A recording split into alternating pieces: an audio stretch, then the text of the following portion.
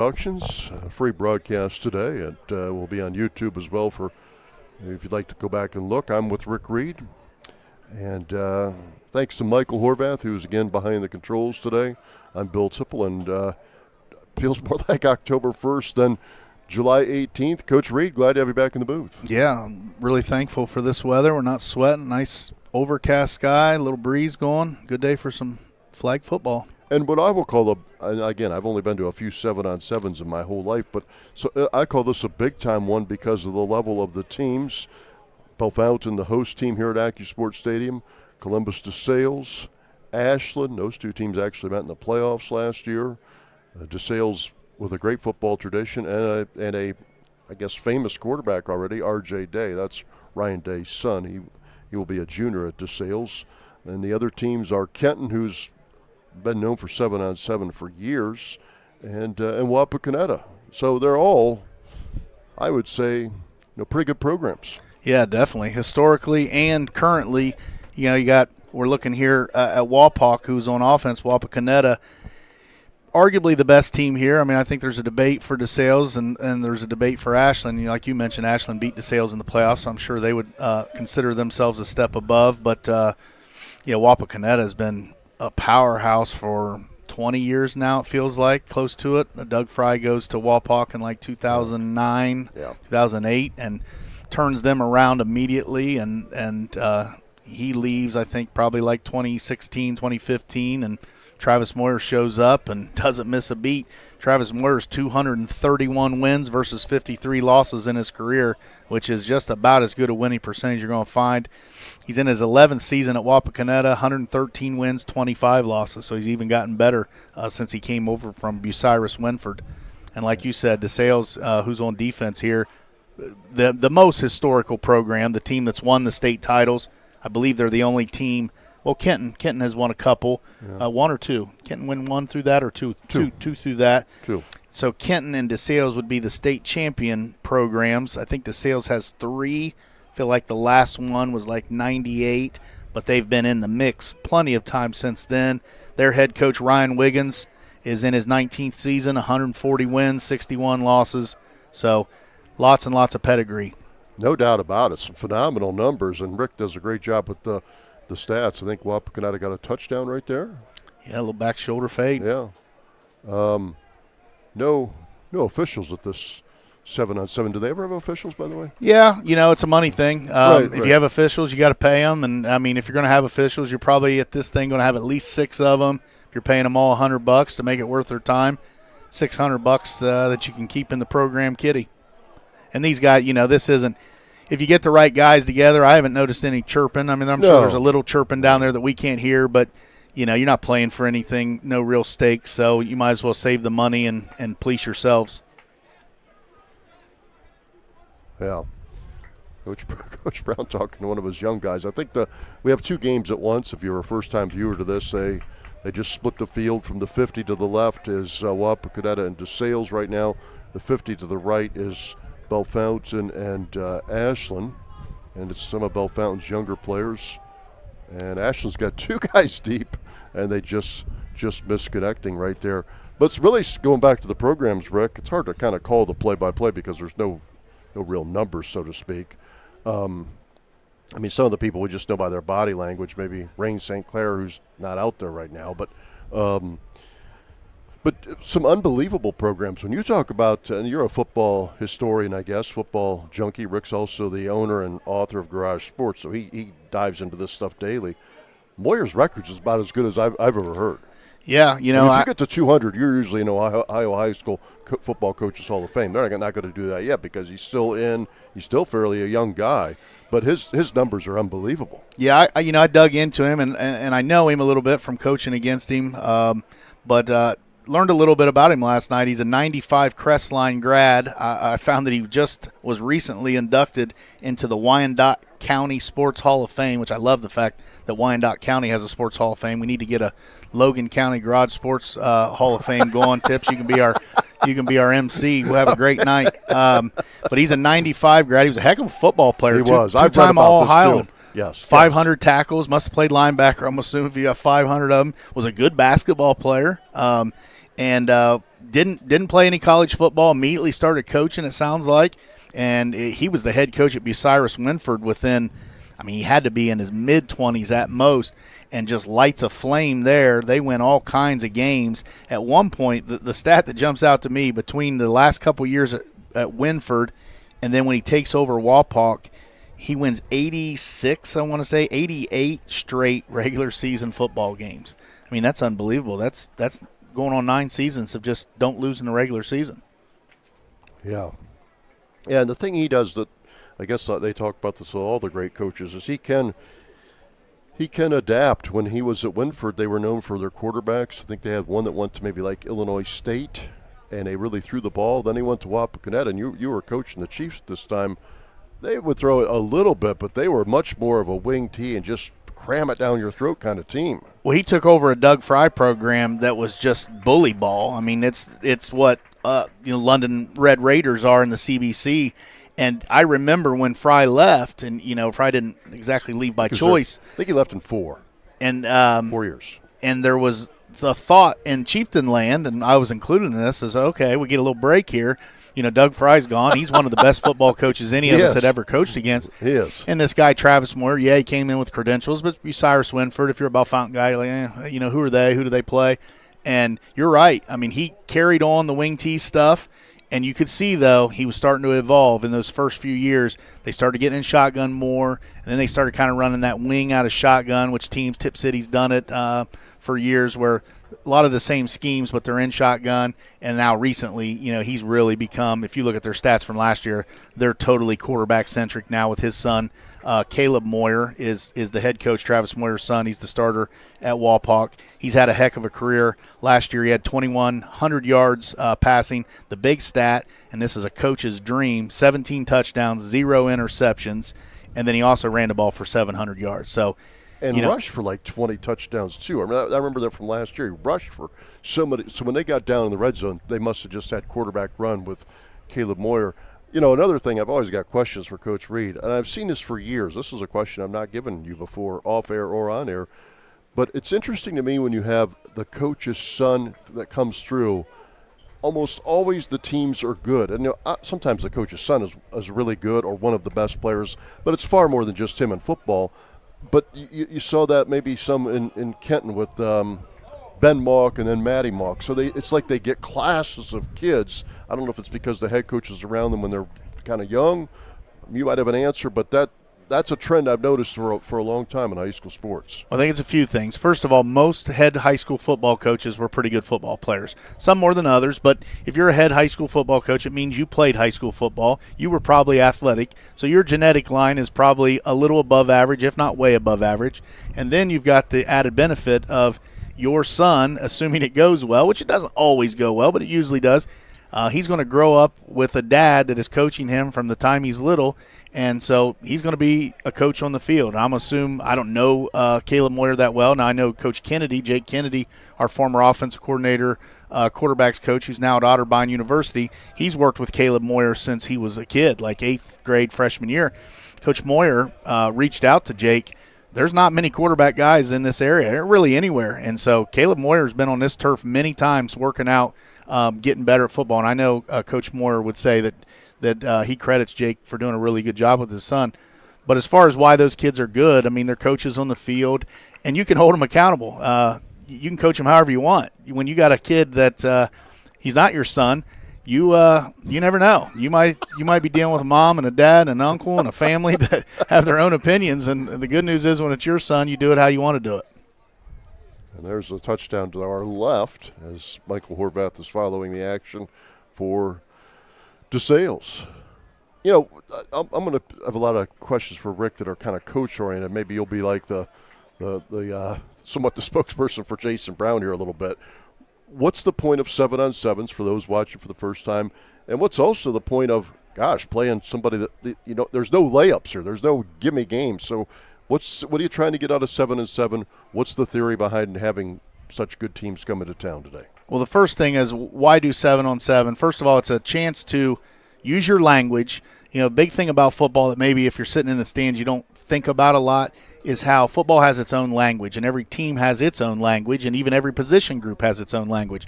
So a big part of developing a football team is, can you get everybody talking the same way? And then can you get everybody able to listen quickly and react quickly?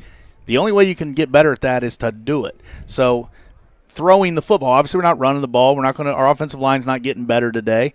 But our receivers, if you're starting on offense, they're going to get better at all the stuff that they need to do. Your quarterback, certainly. I mean, I think that's obvious that other than the pressure that he's not receiving, he's getting all that work in. And then, really the defense is the same way. Those in a world where people are throwing the ball, minimum 20 times and some as much as 35 and 40, you're playing the same football game you're going to play on Friday night without, obviously, the benefit of getting pressure on the quarterback.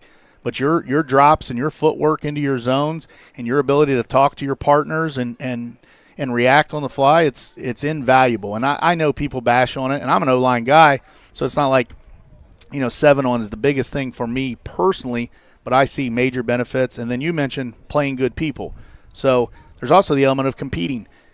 You want to see if guys will compete. Like, this is real. And how do you react when there's adversity? When someone shoves you, like a guy just got knocked down there, how do you react to that when someone knocks you on the ground? Yeah. And, how do you react when you have to catch a ball with, not a ton of people? I don't know, there's maybe 100 or 200 people here. But you still want to, you want to succeed and look for guys that'll fight. Has it changed much? I mean, you were a coach for a long time. Is it kind of the same idea that it was 10, 15 years ago? Yeah, I don't think that – I think by the time I started coaching in 2007, when I was in high school, 7-on just started, that mid-'90s. I always tell a story. I came to Bellefontaine with West Liberty Salem. I feel like Greg Peitzmeyer was one of the first people – that's former Bellefontaine head football coach, Hall of Famer. I feel like Pites was one of the first people I'd heard of that did a 7-on. We actually did it out in the Old South parking lot out back here where there's now a parking lot. That used to be a football field, or it used to be a field. I can't say it was a football field, but that's where we played that day. And, it grew. By the time I get here in 07, there's pretty established systems of 7-on. And now I think the biggest thing that's changed is people play football like 7-on more now. So it's even more valuable, if that makes sense. If you're a wing T team, London playing offense in this doesn't make as much sense. I'm sure they get benefits from it, but if you're a spread team, I mean, it's your offense. Well, the other part about it is the teams have, and maybe it is because of the practice, the repetition, but one of the parts of football that's changed, I think, even in high school, college, and pro, is the ability to throw it well, very detailed, precise, and catch it well. I think probably even more the catching part of the game, I think, has really taken off the last 15 years or so. People can really catch the ball. Yeah, you work on any skill, you're going to get better at it, and kids are focusing more on it, and they're getting better at it. And the other thing, and this is a football bias thing, for years, football has taken a back seat to other sports in the regard of other sports always had their avenues to compete. If you're a basketball guy, you could play AAU or whatever your out-of-season leagues were. If you're a baseball player, you could play Acme, you could play Legion, you could play travel ball. And football, it was like, well, when football's over, we're done. And that can get controversial. Some people really complain and say, well, we don't want football to infringe on our sport. And I always say, well, are you okay with your sport infringing on football? And I'm a wrestling guy, so it's not – I'm just a guy that says let everybody do what they want to do.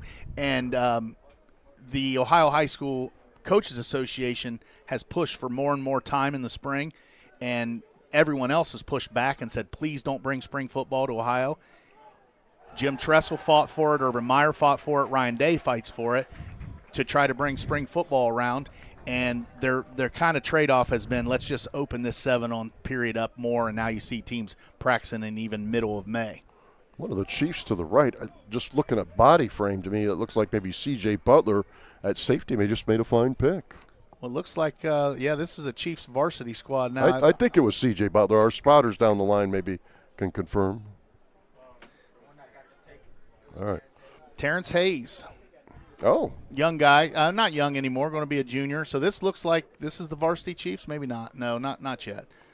This will be all JV. And I saw Rain St. Clair walking out. Right. Rain was just passing with the quarterback, one of the quarterbacks who was a lefty, I thought, but this is obviously a righty, incomplete. As we move into the season, which gosh, summer flies by. It's only about 5 weeks away. 5 weeks from tonight. Who's the backup quarterback?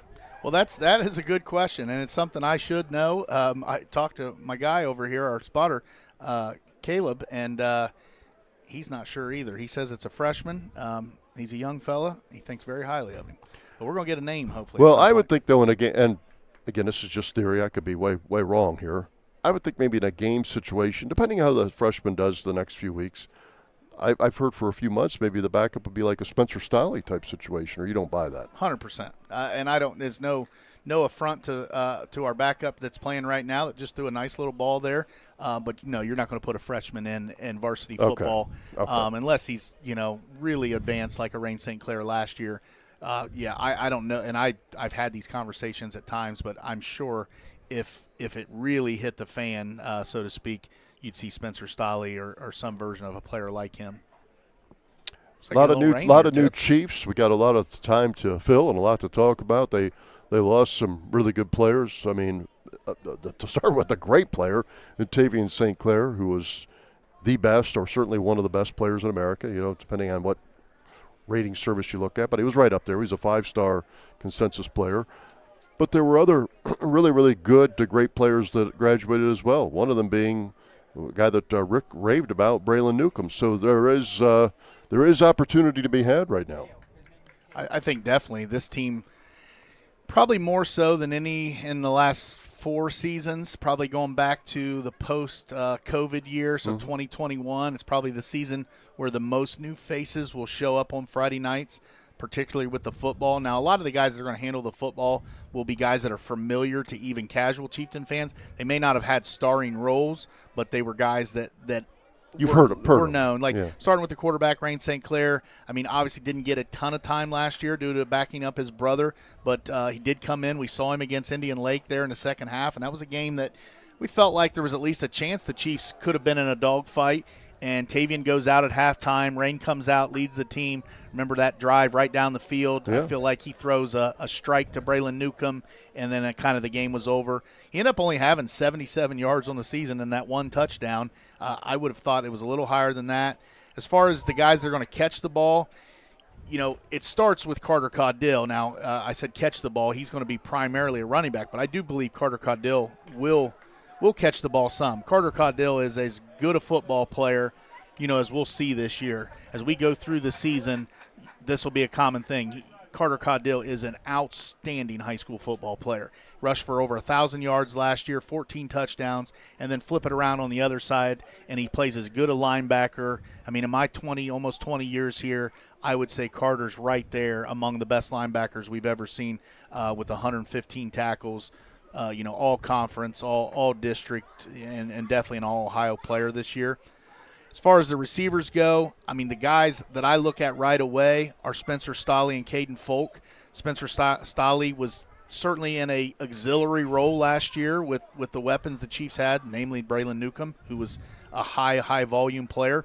Spencer ended up with 290 yards, a couple touchdowns, but always was that guy, and we talk about him week in and week out, that you thought, man, if they really need something, he's a guy you can go to, and you can't always measure that. Physically, he's not, he's not a dominant player physically. I mean, he's a nice-looking kid, but he really gets by on savvy, coordination, high IQ, effort type stuff. I think he's going to end up having a huge year. I would guess he's an all-conference type player, all-district type guy. And then I mentioned Caden Folk. Caden Folk is uber talented. I mean, he's been uber talented since the day he showed up as a freshman. I made this statement his freshman year that he was the best-looking freshman that didn't play that I could remember. Like, he looked like a man when he showed up, and he's certainly more so now. 6 foot plus, I guess 6'1.5". I guess he's 185, 190 pounds, fast. End up having not a ton of catches, 7 catches. I think we were kind of all begging for him to get the ball a little bit more. 193 yards, 3 touchdowns, and plays a really underrated role at linebacker. 47 tackles, and has played on defense now. This will be his 3rd season. He was, even as a sophomore on that regional final team, he was a big contributor. Yeah, Rick hit it all well on what to look for as we move into week 1 in 5 weeks. Another guy I want to mention, though, Tips, I hate to cut you off, is Patrick Stolley. And Patrick Stolley's had a day out here so far. The Chiefs have already played twice. It's probably worth mentioning. Chiefs beat Kenton 30-18 in the kind of modified scoring system that is 7 on. And then just got done before we went on air beating Wapak, who I think on paper is the number 1 team here, beat Wapak 20-19. So Patrick Stolley, I didn't have any stats on it, but he caught a ton of passes, multiple touchdown catches. Patrick is a guy that got injured as a sophomore, and I feel like it slowed him down. We saw a lot of potential in him his sophomore year, and I think that injury really just kind of dulled that out a little bit. But, man, the guy I was watching earlier, I say, man, if the Chiefs have 3 legit receiving weapons, that would be a huge coup for the Chiefs. Well, you're a big believer in DNA and genetics. Patrick's dad, Henry, is the head basketball coach, was a 4-year quarterback here. He is a Hall of Famer, so that helps, and he's grown up around it. Grown up around sports his whole life. I'm not surprised that he's kind of come on here the last couple of months. I've heard that from other coaches too. But to add on what Rick was saying, Carter Caudill, who's not playing today, he's a little banged up, I guess, just kind of precautionary. He's not playing, but neither is Caden Folk. Go ahead. Neither is Caden Folk. Yeah, Caden Folk's not here either. But Carter Caudill, one of the things Rick always talks about, who's got the best player on the field, which the Chiefs have had that for a while with their quarterback the last few years. But Carter Caudill might be the best player on the field every game. He's certainly or be right right in the there. mix. Yeah, right there, no doubt. And the thing with Carter that makes him unique is on both sides of the ball. You run into guys that dominate on one side, but to dominate the way he does on both sides and to be versatile. He's a guy that you can hand the ball to, certainly, and I like him as a pass catcher too, especially out of the backfield or lining up in the tight slot and running a little low cross. You're going to see a lot more of that crossing game stuff, I think, out of the Chiefs with the new offensive coordinator, A.J. Pratt. I've seen early on a lot of mesh-type routes, and those can be lethal in high school football, any level, but certainly high school. Chiefs wrapping up here. I don't know if we're going to take a break. We will take a break. We'll come back with a little bit more of our broadcast, maybe in about 30 minutes for another 7-on-7 game. As you're watching this, maybe from home or work or wherever, the rain did move in about 10, 12 minutes Tips, ago. I don't think we're going to take that long a break. About a 5-minute. 5-minute break? Yeah. Okay. All right. We'll be back in a few minutes with some more Chieftains 7-on-7 football today from AccuSports Stadium. Hey neighbor, you may be wondering, what makes a community bank special? At Middlefield Bank, it's our people who care about our neighbors and take pride in sharing banking expertise for every stage of life. Because when you're part of the MB community, your goals are our goals, and we're here to help you reach them, from checking and savings accounts to mortgages, loans, and lines of credit to digital banking tools. MB can be your everything bank. Experience the community bank difference with Middlefield Bank. Learn more at middlefieldbank.bank. Planning an event? Make it unforgettable with Stocked Event Rentals. From weddings to parties and special events, we've got everything you need to turn your vision into reality. Need seating? We've got chairs and tables. Looking for some fun? Try our yard games like tumbling timbers and yard pong. Don't forget about our stunning framed tents. Perfect for any outdoor gathering. Visit StockedEventRentals.com or call 937-441-3610 to book today. Stocked Event Rentals, where your perfect event starts. Introducing TGH Law, your local legal experts. With decades of experience, our dedicated team is here to guide you through your legal journey. We specialize in personal injury, family law, and business litigation, offering you tailored solutions and results that matter.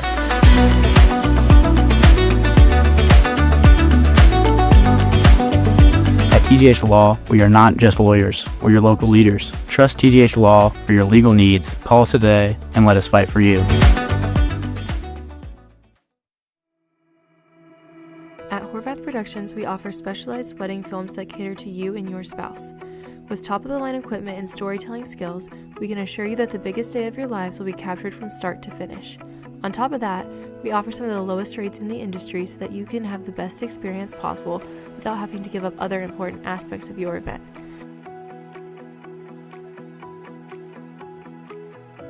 Visit horvathproductions.com/weddings to see how we can make your memory.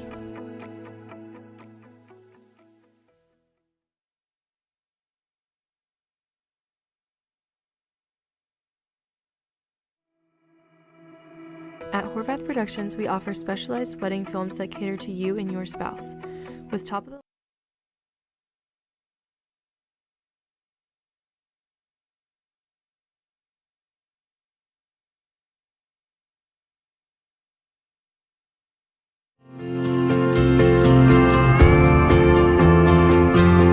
This is Trey Daring at Eichholz Daring and Sanford Funeral Homes and Cremation Center. We are committed to providing professional, tailored funeral and cremation services at affordable pricing. We are part of a community, caring individuals, friends, and neighbors who consider it a privilege to serve you in your time of need. We are proud to be locally owned and operated. Our family serving your family since 1903. Hey, Chieftain Nation! Let's go, Chiefs! Hey, neighbor.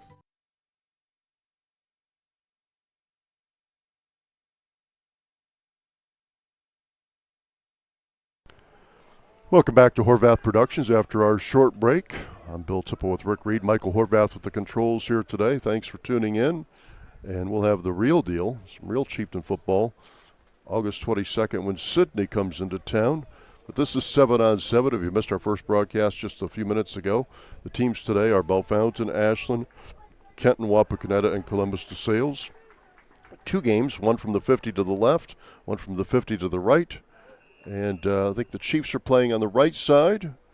And I believe they're playing against, is it Ashland? It is Ashland. All right. So Ashland's led by head coach Scott Valentine. Scott Valentine's 147-66.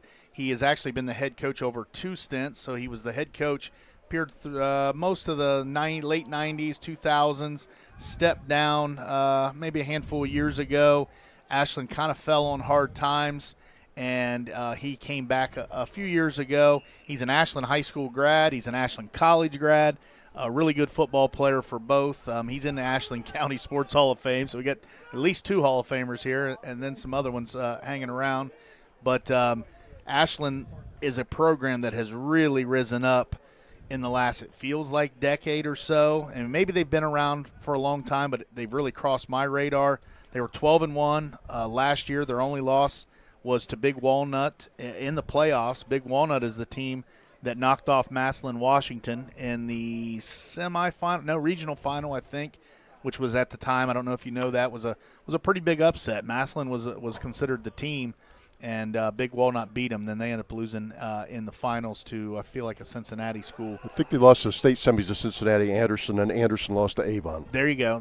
Yep. You keep me straight, Tips. But, Ashland, one of their claims to fame last year is they beat DeSales, who's here 27-14 in round 2 of the playoffs. So, they did it against some really good players. Like a lot of the teams here, they're quarterback-centric. Nathan Bernhard is a guy that I've been aware of since his freshman year. When Tavian St. Clair arrived, I had never looked at recruitable quarterback lists much in my life until Tavian arrived, and especially in those early days where he was starting to get a little notice. The Bernhard kid was showing up as well as R.J. Day, as well as Kenton's quarterback last year. I think it's Corbin Johnston. All these guys were showing up on these lists, and Bernhard has been as good as advertised. He had 2,900 yards, 24 touchdowns, only 4 interceptions last season. Ran the ball for 1,222. Wow. So just like Moyer, he can do it all. And has recently, or somewhat recently, committed to play quarterback for one of my favorite all-time programs because they have one of the greatest victories in college football history. Appalachian State once burst onto the scene in, I think, 2007 for upsetting the Michigan Wolverines in the Big House. Yeah, and that's a program that's won a lot of football games. Boone, North Carolina is where they're out of. It's a small town, but they know how to win. I believe the head coach from Missouri, I cannot think of his name Eli right now. Dinkowitz. Yeah, of that nature. But I believe he went from Appalachian State to Missouri. If you've ever driven to Boone, North Carolina, it feels like you're climbing a mountain for about an hour. It feels like there's one way in, one way out. It's the home of the original, I believe, and somebody can fact check me, the original Mellow Mushroom. I ate there like 20 years ago, and then I talked about how good it was, and I feel like they've been popping up ever since. But that's a team that I think NIL, we talked about it off air, that NIL is maybe changing who they are, that they've decided, look, we can invest in this thing and we can spend some money and we can not just beat Michigan one time, we could compete with the big boys. Yeah, and they've been good. Chiefs have the ball here to the right. Kenton, a team that kind of always sticks out there to our left. They're not on camera right now, but they just don't wear any shirts, correct? That's as long as I've been competing against Kenton. Or some of the guys don't wear any. I guess some do and some don't as I look to the left here. But in their heyday, nobody wore a shirt. Okay. Chiefs have it here at the 10. They're trying to punch it in against Ashland. You're going to see a lot of this double motion stuff. Yeah. A.J. Pratt, the new offensive coordinator. Oh, nice ball. Touchdown. Touchdown. That's a perfect spot to put it. That's Patrick Stolley, I believe. Yep, and Range St. Clair did a good job keeping it low, and Stolley went down and dug it out. That's a touchdown for the Chiefs against Ashland. And last year when we did this broadcast, again, it's kind of hard to judge 7-on-7. We really don't know too many of the players. They don't wear numbers per se. But I thought Ashland had a heck of a team last year in this venue. Now they went on to have a heck of a season too. So you compete or score against Ashland, you've done something. Yeah, no doubt. And I don't know what the score is currently, but the Chiefs are well on their way to walking out of here saying, man, we got everything we wanted to accomplish to feel good about ourselves as we enter camp in the dog days of late July and early August. As I look at the body mannerisms, I think that was Sutton Daring who made not really a tackle, but touched up the receiver on a short route. And the quarterback for Ashland again, Rick, it's Barnhart? Is that how you say it? Well, I would have said Bernhardt. Bernhardt, okay. He's a good one. He is a big old guy too. Yeah, no doubt. You can tell he's tall from up here. I'd guess 6'4", would you say? Yeah, I'd say he's similar to a Tavian St. Clair type build, 6'4", 6'5", and he's no lightweight to tackle. And nobody's wearing pads here, obviously, but when he puts on that football uniform, he looks more like a high school tight end to me. And I feel like he's a 4-year starter. I feel like he started day one when he showed up, which that's huge. I mean, the quarterback's such a tough position, and to get just all those reps and all those games just stack on top of each other. Yeah, we're seeing some really veteran, big-name quarterbacks at the 7-on-7. R.J. Day from DeSales. He's just a junior, but he's been playing since 9th grade. Bernhardt with a touchdown right there. Up the left seam. Nice ball for Ashland. He's a 4-year starter. Caleb Moyer at Wapakoneta is a 4-year starter. I don't know much about Kenton's quarterback situation. Bellefontaine has a new face, but he's got a lot of expectations if you're Range St. Clair. I wanted to ask you about that today. When you come from a famous family like that, what would it be like to be Range St. Clair? Well, that's hard for me to say because I don't come from a famous family. But you coach around the kids. Yeah, I don't know if there's a one-size-fits-all. I mean, I'm just guessing that the good is that you've had an example of a brother who did everything the right way and who proved that with effort, work, and that meets opportunity, that amazing things can happen. So you've got the playbook right in front of you. But that's, Coach Brown has a saying that comparison's the thief of all joy.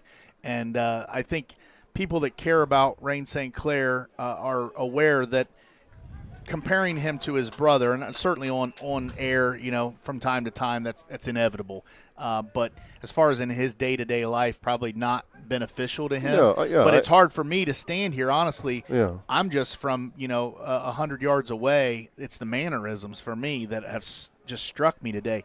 If I didn't know, I would just assume that was Tavian out there. The way he claps his hands, the way he spins the ball after he gets the snap, the way he stands in his stance right there. Mm-hmm. I mean, it's almost like gives me chills to see him do business. I think he's looked really good today.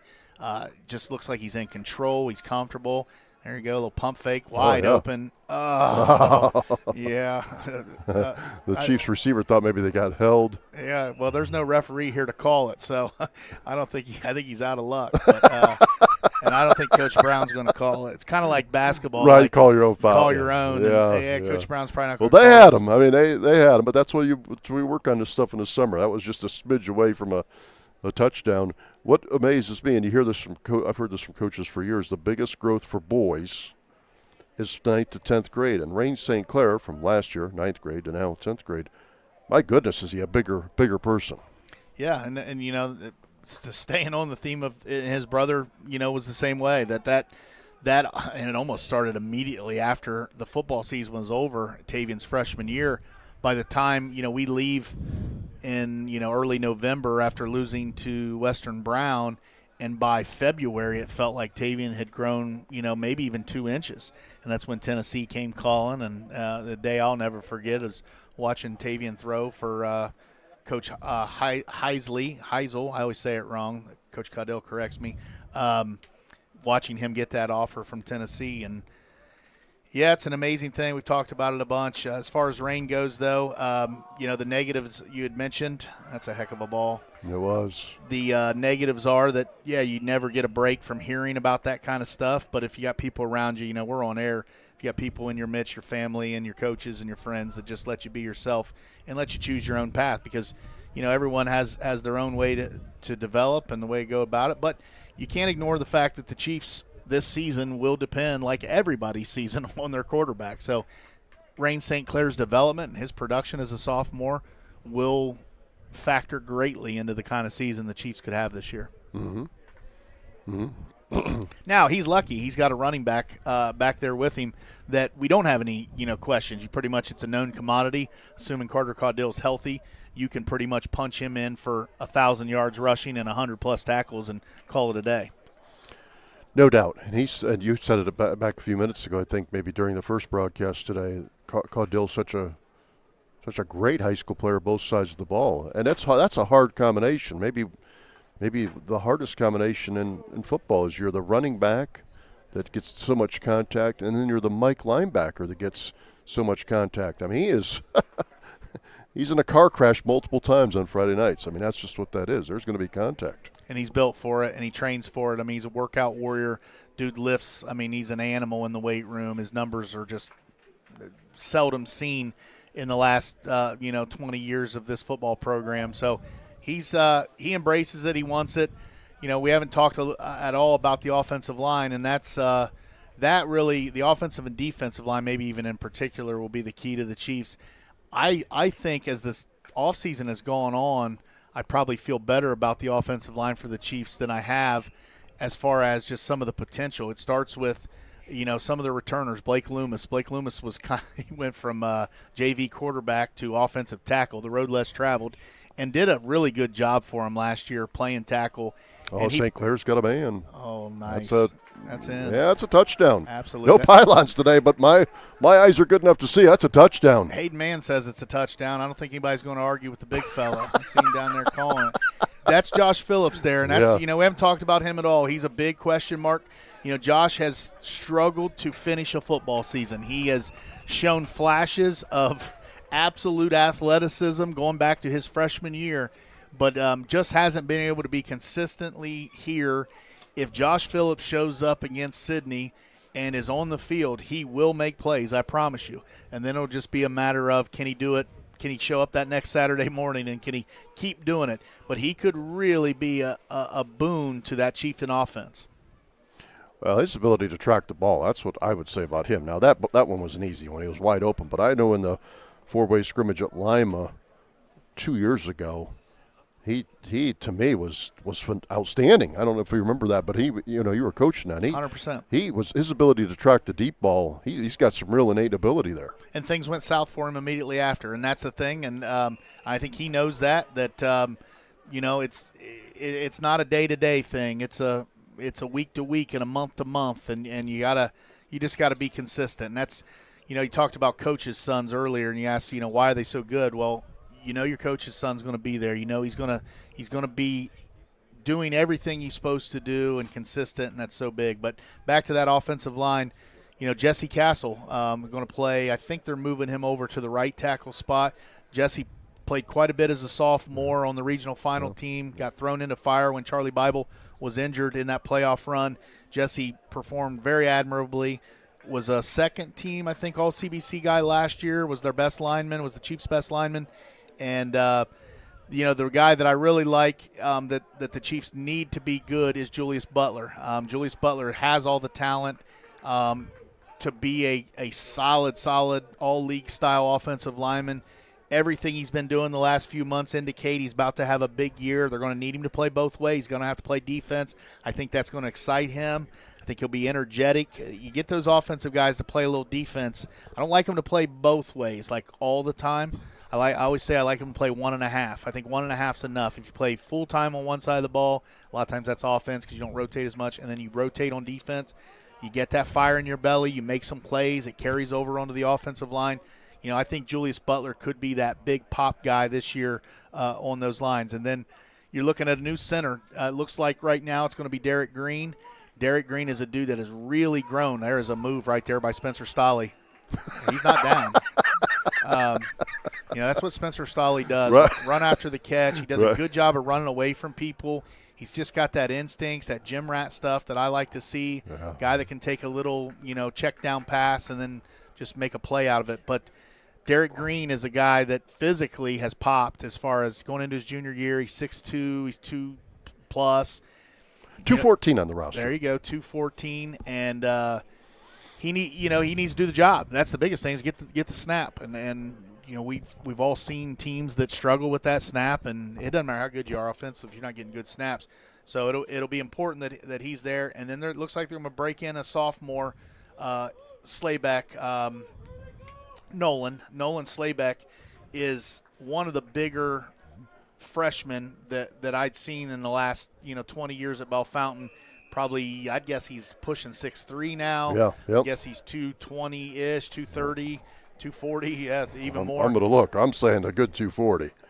Nolan has big upside. He's training hard. He's hooked up. I wish I knew the name of the guy. There's a guy that's doing an O-line academy now in Dublin, and Nolan has hooked up with him for pushing a year now, I think, well into last winter.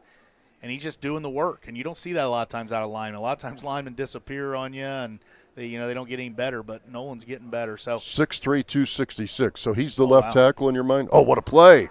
What a catch. What a touchdown by the Chiefs in the right corner. Not sure who it was, but it was a great ball by Rain St. Clair. C.J. Butler. That's a great catch. And on 7-on-7, it's just a numbers game. You get double covered when you're down there in the red zone. They had him double covered, and St. Clair and Butler still pulled it out. That's that competing stuff, Tips. And he's a guy that's played varsity basketball. He definitely was in the mix last year at times in football.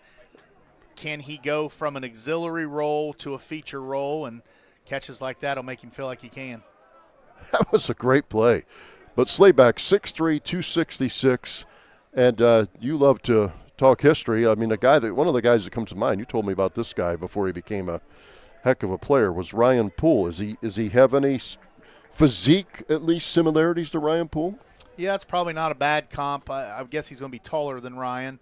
The crazy thing is Ryan played JV as a sophomore. I always told kids that when I was coaching the O-line. As great as he was as a junior, senior, and then as a starter at Ashland College, Ryan played JV, but he was on a team that he certainly could have played varsity. He just couldn't beat out Braden Jacobs, an all-Ohio lineman we had. Yeah. But, that's a decent comp and similar kids. I had Nolan in class last year. He's definitely a good kid that's serious. He takes the sport and his development serious. He's going to be a good one. The Chiefs at times struggle to maybe get those big bodies. I mean, they've had some. I mean, you've had some big, but they're just not plentiful at the school. They've got some fairly big linemen this year. Agreed. And there's definitely been. It's kind of funny how that works. Certain areas, we've talked about this before, like the MAC conference west of here. There does seem to be some element of just people are taller. Logan County has a deep Mennonite heritage where people are generally just shorter. And I'm not saying that every person in Logan County is shorter, but we tend to be shorter than some of our counterparts. And getting those big linemen like you talked about isn't always easy. One of the Chiefs really competing. I thought they were beat for a touchdown. They didn't quit, and they broke up the pass in the left corner of the end zone. I'm not sure who the corner is, but they made a fine play. Coach Caudill's fired up about it. You get him off the field.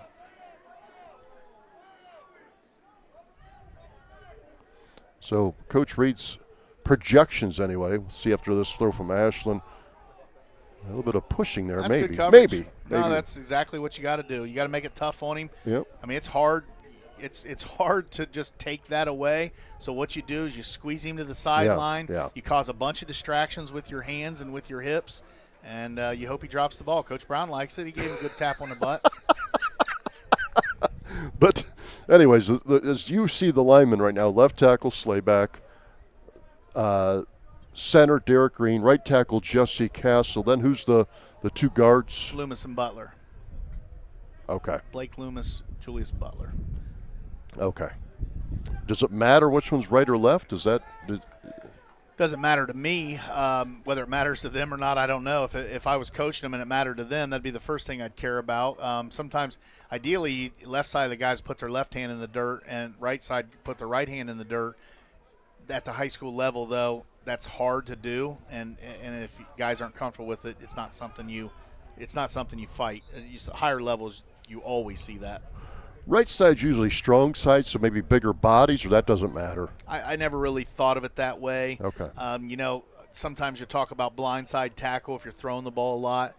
Certainly at the higher levels, their left tackle, if it's a right-handed quarterback, is going to be their best guy. Certainly in the NFL, those left tackles get all the money. Okay. I think Jesse, there's a little bit of he's nursed an injury, and I think flipping him over suits that a little better. See J-Mo Clement here checking in late into the sniffer job. Mm-hmm. This is the H-back. You see a lot of this motion, maybe a double motion, not this time. Going for it Deep all. ball. They got a guy there. Phillips is there. Oh, he dropped. Of course, he had to worry about that goalpost. Yeah, the He might goalpost. have heard it. Well, that's a good ball. I mean, that's as good a ball as you can throw. And Josh has had some catches today. That's one he'll chew on overnight. Better to drop him here than versus Sydney. Yeah. So the old coulda, shoulda been a touchdown, I guess. But. Now, Julius Butler is the one snapping here, so I think I had talked to Mifsud about that he's going to be, I don't know, I guess you can call him the backup center. If for some reason Derek doesn't do it, then Julius might be the guy. Oh, we got It's tough to defend any longer than that. That's what Ashland's defense is saying right now. And you have a countdown? Is there a clock on how long the quarterback can hold it? Usually 4 or 5 seconds. Okay. But, without officials, that's Right. So about 4.5. Okay. 7 on defense. We haven't talked about this. It's tough. It's Coach Roberts, Biff Roberts, is down there in the stands. And before we went on air, I sat with him for a little bit, and it doesn't take long for him to complain about this 7-on format. And I think he thinks it's valuable, but he really gets frustrated with how much it promotes offense. That playing defense. Well, he's an old defensive back. Exactly. Yeah, it's tough. There's that shallow crosser. I think you'll see a lot more of that this year out of the Chiefs. So that crossing route, the mesh type stuff. And if Rain is able to throw that, those are tough throws, though, because you got outside in. I don't know if people think about that much. Anytime you're throwing a route that goes outside in, it's a harder throw. Things that are going outside, you got a little more flexibility. If he's able to throw those crossers well, they're just nasty, man. Teams that are playing zone, you're talking about crossing 2 zones, if not 3. Now, your offensive line has to protect often because it takes a little time to develop. Now, I think that offensive line is going to hold up. Deep shot. See a lot of this going for it all. Good defense. Yeah, Ashland's receiver on good defense. Now, that looks like Terrence Hayes to me, too. Caleb will tell us. Is that Terrence Hayes? So he's getting a little more time. Terrence is going to be a junior. I mean, these are the guys that are kind of 2 deep guys that you're looking for this time of year particularly. I mean, see you're making the calls there. They're saying, I think that's the signal for Ben's maybe man coverage. Can he talk the language? Can he get to his spots? And those are just that pass there. I mean, those are the things you just give up, like in 7-on. If teams are willing to do that down the field, that 5 to 8 yard breaking route, I mean, you got a quarterback, you're going to hit it all day. How about defensive linemen for the Chiefs? That to me might be, and you're really dialed in on this stuff, but that to me might be the hardest position group for me to kind of give you a feel right now. And it might be the key to the season. Now, my first thought is it's going to be a lot of those offensive linemen we've already mentioned. Blake Loomis definitely at one of the defensive ends. Julius Butler will certainly be in the mix at tackle. That's a good ball. That's a tough catch, but that's a really good ball to put that away from the safety that's coming over top of it. Certainly Butler. Castle, I guess will be in the mix. He's kind of been an offensive-heavy player, and if he's battling anything, it's hard for me to say. Slayback, I would guess they try to stay away from. Being a first-year starter doesn't mean he won't get thrown in there some. I'm sure I'm forgetting some guys. Does Carson Seville play some end, would you guess? Yeah, well, definitely. He's a guy that got in there some last year. So, yeah, I would think he's slated to be a part of that. Bentley Stewart, going to be a sophomore. Bentley's a big kid. He'd be a guy that they're going to give every opportunity to make plays, and he'll be in the 2 deep on the offensive line. He's strong. He's eager. You just need to find the maturity to do it day in and day out. It's what you're looking for. But that D-line, that's always the group that you can kind of explore a little more. On the offensive line, we don't like any variables. So we want to know exactly what's happening, because the problem in the offensive line, if we don't do our job, our quarterback, who's our best player, gets hurt. On the defensive line, you can take a little of that cowboy stuff, like, hey, this guy, we don't know if he's going to be here tomorrow, but if he shows up, we're going to play him a little bit. That's just kind of the way football is. Right, you're right. You're right. Those offensive linemen are the protectors. Yeah. Curious to hear what that score was. I think the Chiefs win there. 26-16 Chiefs. That's a live update from Coach Art Caudill. So the Chiefs are now 3-0 on the day. I think the over for wins is hit. Yeah, that's fair. Well, what I like is, and you brought it up a couple times as a coach, they're competing. Yeah, no doubt. They're competing on the plays. They're competing on contested balls. And some of their best guys are not even in action. Carter Caudill, Caden Folk. And in fairness, that could be the case for the teams other that are teams here. too. Yeah, and that's the tough part. And we can dig in here this next round to some of these other squads, and we don't know if the guys are here or not. This might wrap up our broadcast. I don't know if we have more games. No, we have a couple more games. So we're going to take another pause here on Horvath Productions. We have not seen Kenton yet against the Chiefs. We'll come back with another game here shortly on Horvath Productions. It's the Bellefontaine Football 7-on-7, the battle at the peak today. At Horvath Productions, we offer specialized wedding films that cater to you and your spouse. With top-of-the-line equipment and storytelling skills, we can assure you that the biggest day of your lives will be captured from start to finish. On top of that, we offer some of the lowest rates in the industry so that you can have the best experience possible without having to give up other important aspects of your event.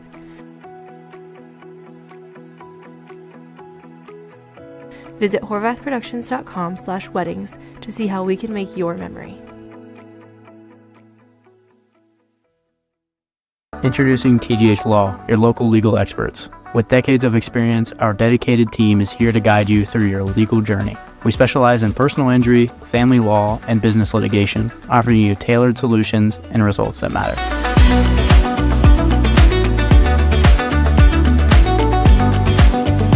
At TGH Law, we are not just lawyers, we're your local leaders. Trust TGH Law for your legal needs. Call us today and let us fight for you.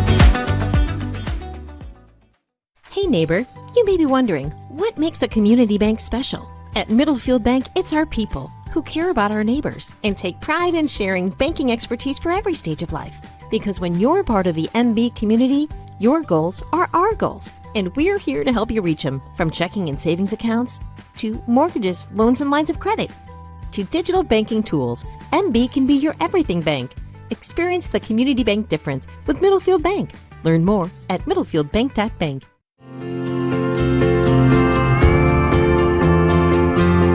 This is Trey Daring at Eichholz Daring and Sanford Funeral Homes and Cremation Center. We are committed to providing professional, tailored funeral and cremation services at affordable pricing. We are part of a community, caring individuals, friends, and neighbors who consider it a privilege to serve you in your time of need. We are proud to be locally owned and operated. Our family serving your family since 1903.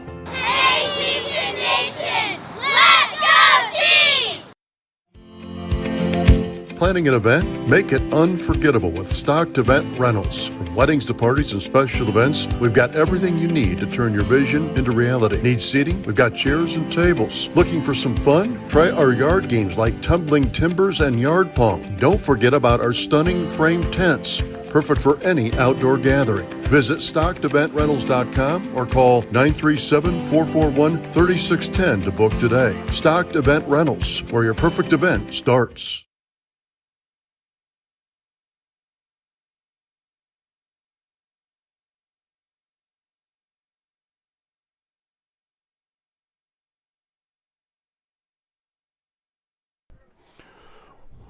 We're back on Horvath Productions after a short break. More 7-on-7 to our left, 50-yard line to the left.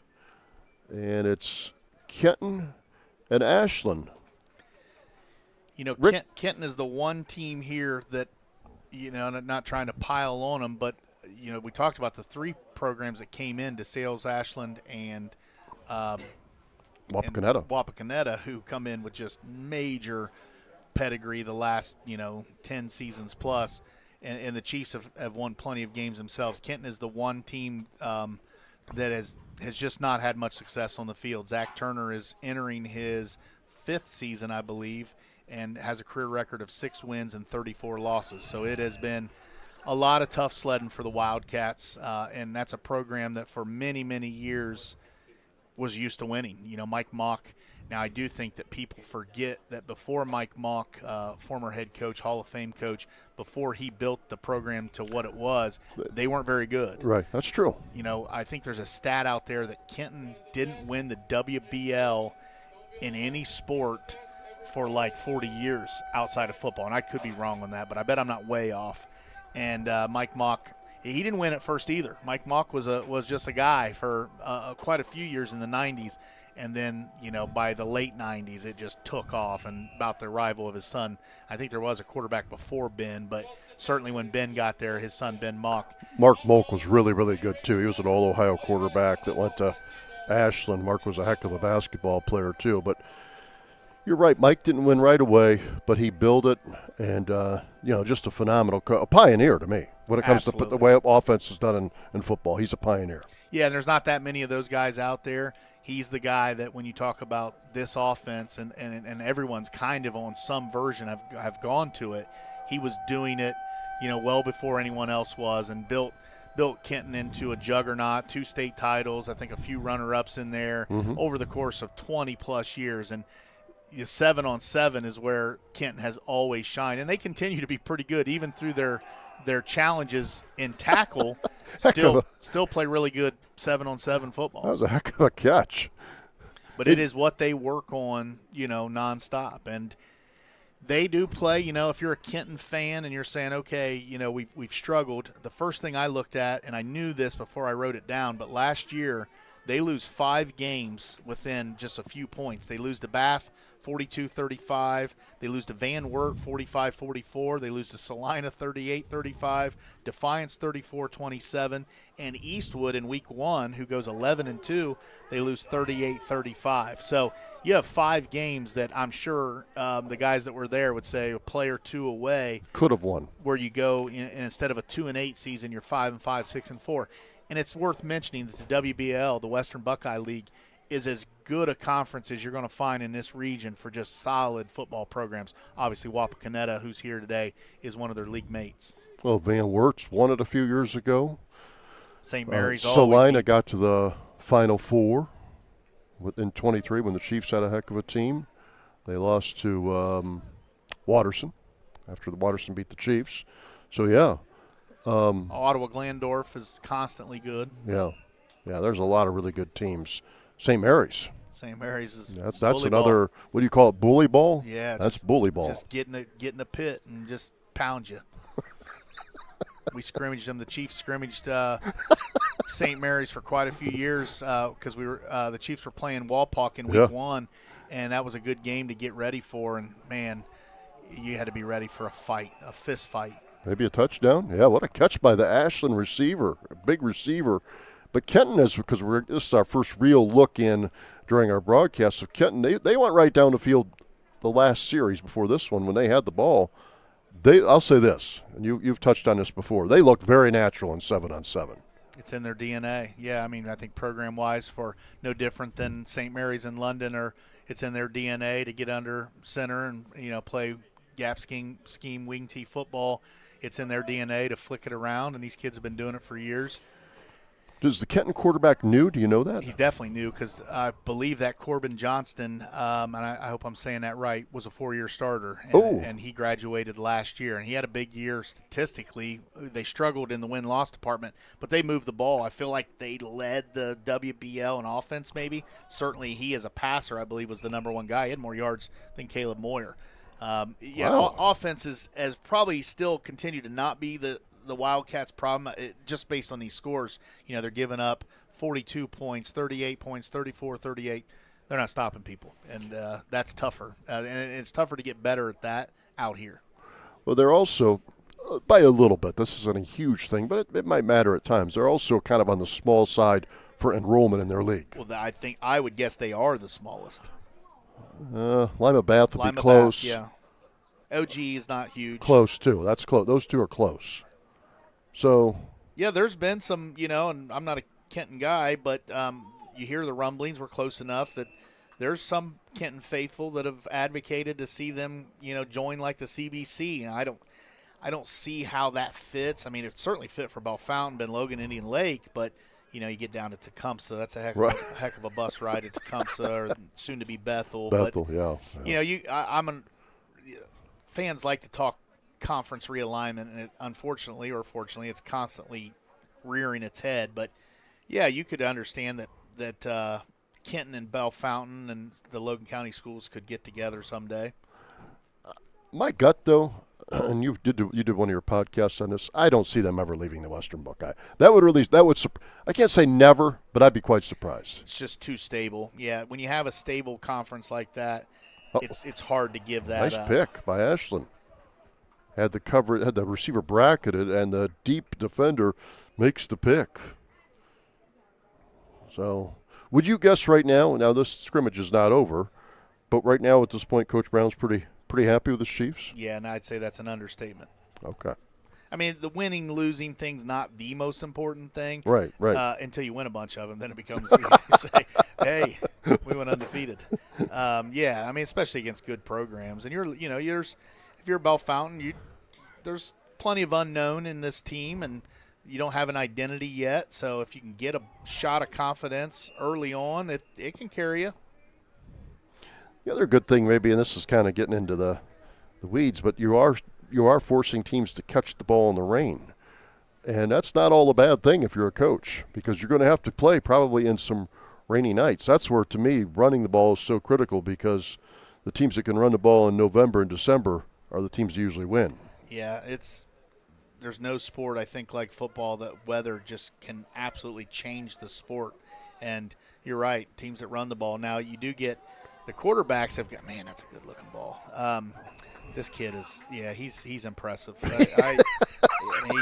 It's amazing to me, I feel like when I first got into coaching that you just wouldn't see guys like that. Now we see multiple guys. Now, obviously, they were chosen to come here in part because he's really good and they're really good. But you just didn't see quarterbacks that could flick it the way these kids can now. And that used to be 10 years ago. That had been the best ball I've ever seen live. Right. You're right. That's where it's changed so much. I said that in one of our earlier broadcasts. The passing and catching of the ball, really at all the levels, but in high school, big time. There's another nice ball. What a ball. And that's a good catch, because that is not easy. He knows, and I know you say, well, they're not tackling today, but honestly, 7-on can get really physical. Those are the kind of passes that can get a nasty collision.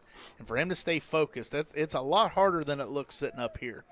But back to the quarterbacks, their hands, like Tavian St. Clair, if you've ever seen his hands, they're not affected by the rain the way you would think, or certainly like you and I would be if we were trying to throw a wet football. Now, the catching is still a major challenge.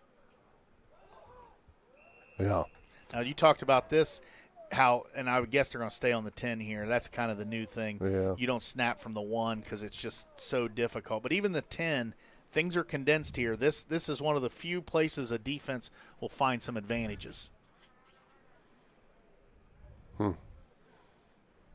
they'll just straight man it up. Yeah, they'll got have a extra hat. bunch formation to the right. So that's what you do. If you know they're going to be in man, one of the easiest things you can do is bunch up, and then you get natural crisscrossing that just happens off the ball. And kind of a pick, really. Absolutely like a pick. And I like that bunch stuff. When I was calling plays at Bellefontaine, that was something we put in, those wide bunches. I mean, obviously we stole it off of whoever was doing it. It wasn't like we created it. But more and more in the last 5 years, you're seeing it.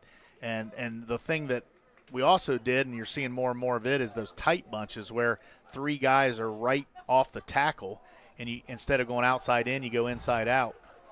Well, Ashland had a chance for a touchdown right there.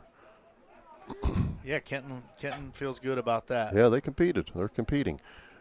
Would you say a high level of certainty that Ashland, Columbus, DeSales, and Wapakoneta will have outstanding seasons? Absolutely. Yeah. Okay. Now, DeSales has a tough schedule. They're going to face Watterson, and I didn't really dig into Watterson. It feels like Watterson's kind of back as being every year. They got a bunch of these. It feels like Ohio State pedigree Families. kids. Yeah, that's usually a good place to start when you got former Buckeyes on the sidelines. I know when the Chiefs played Watterson and I was still coaching, I believe Greg Bellefontaine was calling the defense, and that can be a little intimidating for a Rick Reed. Well, Jerry Brzezinski's son was a really good player when the Chiefs won it was at Ohio Dominican, but on the road. I want to say Rudzinski was calling the defense that night. That was a thrill to go over to Ohio Dominican and beat a team that had guys I'd watched on television. Kenton trying to throw the deep out. See, the question about this Kenton quarterback, he's new. Is he a freshman? I would guess he's younger, but I'm just assuming there. Yeah. It was tough. That's kind of information that's a little tougher to find online. It's easier to find out what happened last year than what's going to happen this year. And the days of you're at the mercy of the media in that area, and the days of just newspapers being such a solid source of info it's not as easy as it once was. Now, we talked about when I was looking up Ashland, that Mansfield paper is still going strong and writing great content and makes it easy on guys like us.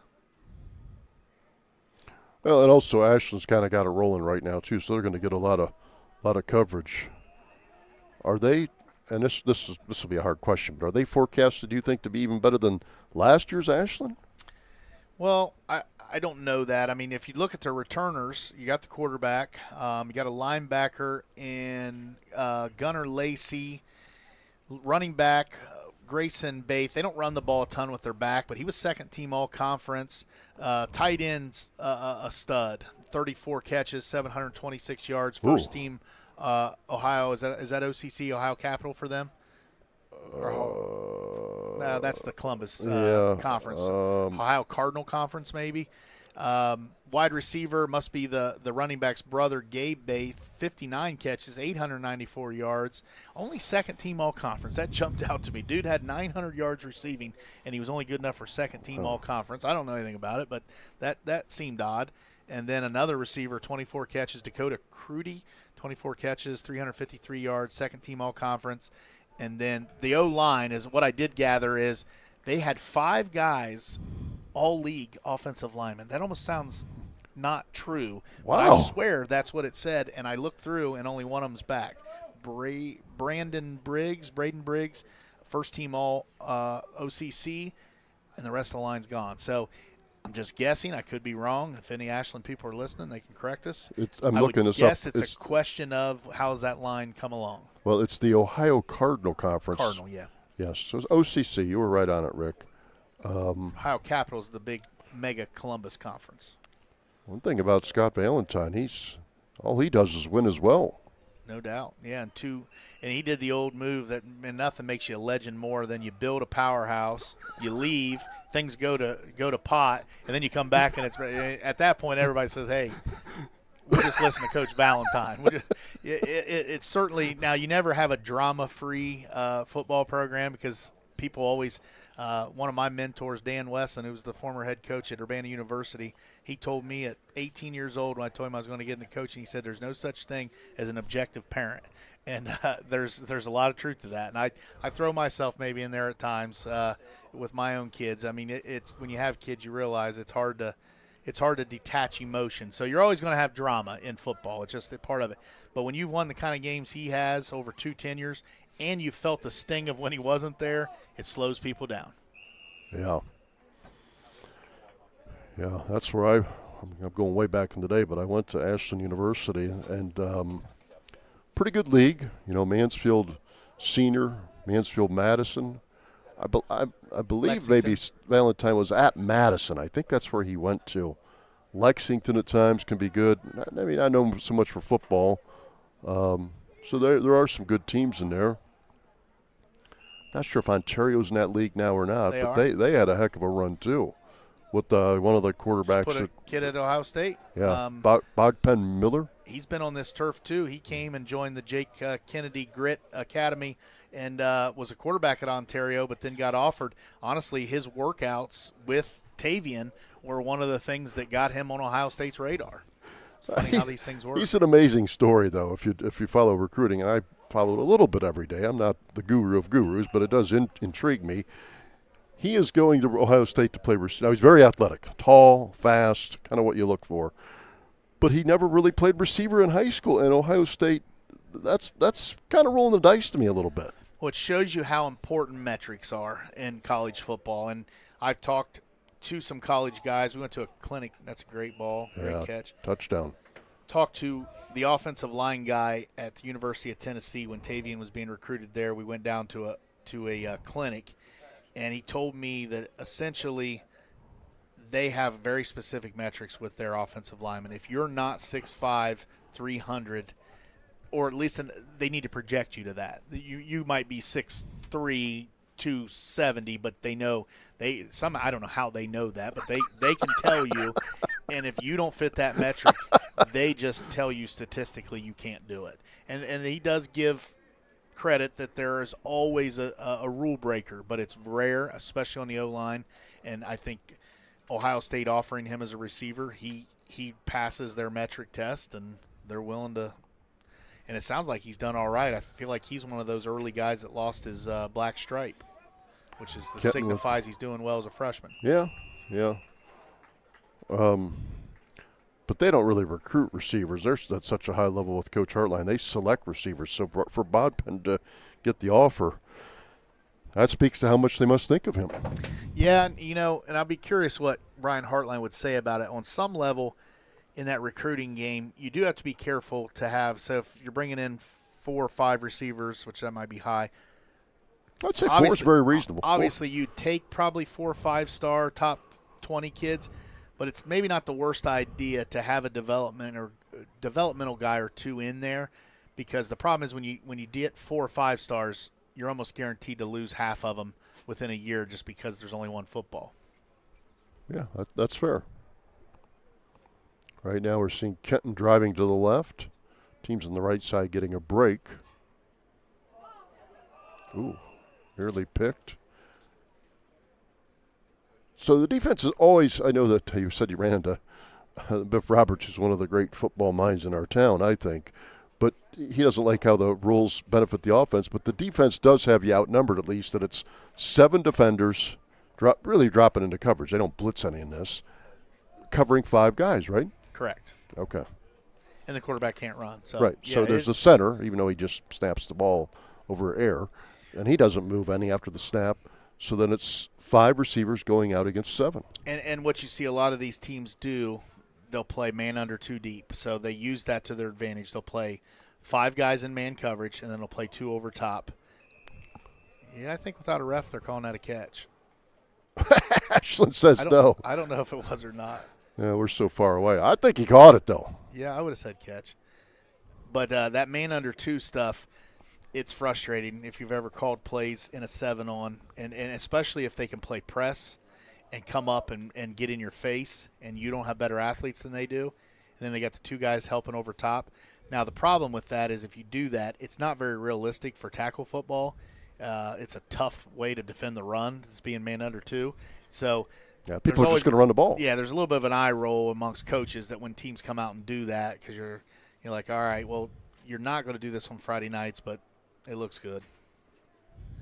The other thing, the offense, Biff Roberts, I knew he would say it. I've had enough of these conversations over 2 decades. I know the things he's going to complain about. And immediately within the first 5 minutes, he complained about these little short passes guys do, where the quarterback checks down like 5, 6, 7 yards right over the middle. And we all know that if you did that in real football, you'd hit the center in the back of the head. Like, it's not a real – there's no trajectory for a pass there. And it's just impossible to stop, especially at about the 4th count when the kid would have been sacked. Right. That's true. Yeah. Well, what do you think of the Chiefs? And this is probably the question people want to hear the most. Somebody like you that I would deem an expert. what do you think of their season, which is so early? I mean, coaches don't like this question at all. But, good team, hard to predict team. What are you thinking so far? Well, definitely hard to predict. The one thing is you look at the schedule. So week 1 versus Sydney. Sydney is a team in transition. Lose their head coach, Dave Tainer. He takes a job as a defense coordinator at Defiance. College, that I is. know enough about coaches to know that Dave Tainer didn't leave a program that was stocked full. That's just coaches don't leave, and I hate to speak about him. I don't know him, but generally, if a coach leaves, it means unless there's something out there. Sydney has struggled in these transitions, so I think the Chiefs will find a Sydney squad that will be a agreeable week 1 opponent. Week 2, it gets tougher in a hurry. Bellbrook, I think that the Chiefs have learned last year that Bellbrook is no slouch. I think that's going to be a very, very good football team. Very well coached, especially defensively. They're hard to score on. It will be a major uphill climb for a young Chieftain squad. Week 3, you go to Westerville, a team that we knew as little about as we could have last year. I was not thoroughly impressed with Westerville's talent. They had a hobbled quarterback that we knew was really good, but wasn't as good on a bad leg, ankle, foot, whatever he had. I don't know what to say about Westerville. I would guess that's a very winnable game, but I also know that a D1 squad like them, there's enough there to worry about. You better play well.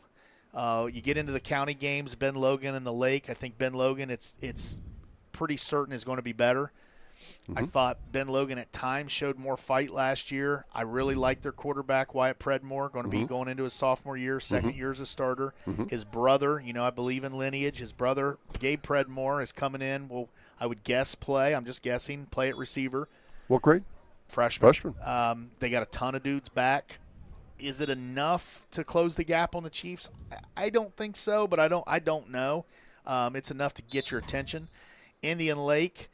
That was a game last year that I thought Indian Lake would be all, give the Chiefs the kind of game that would really push them. It didn't happen that way.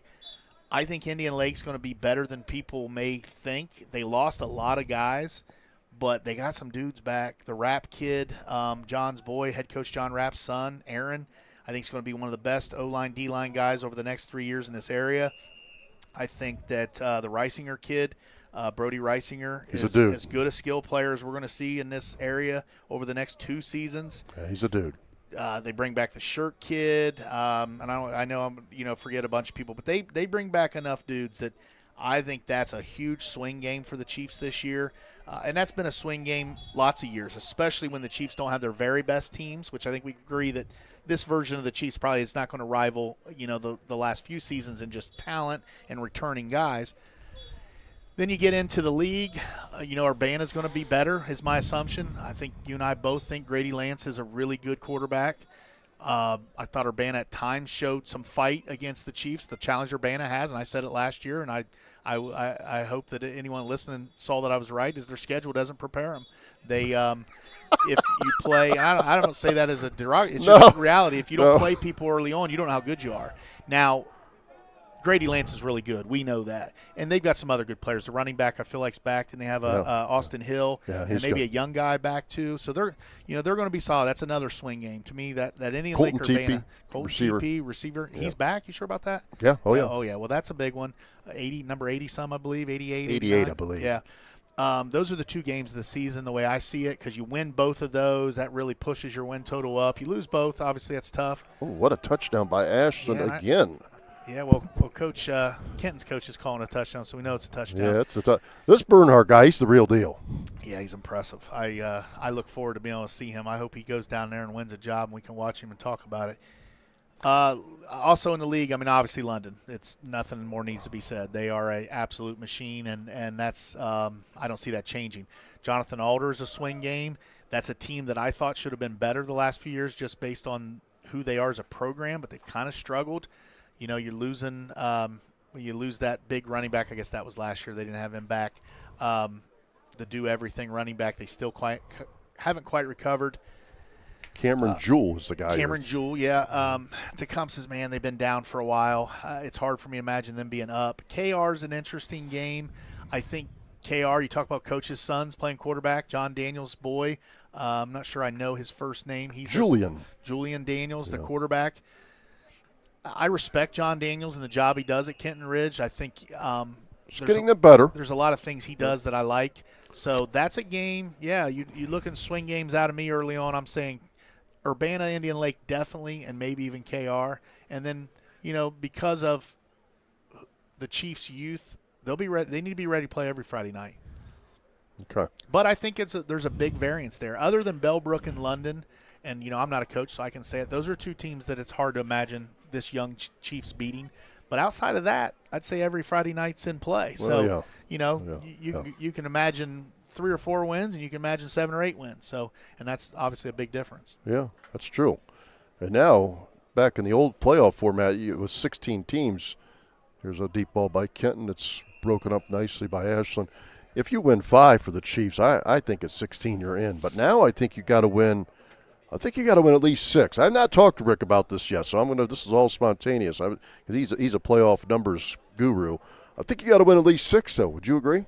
I think you got to win 6 to feel even kind of safe, and it just depends. You might be on the outside looking in at 6.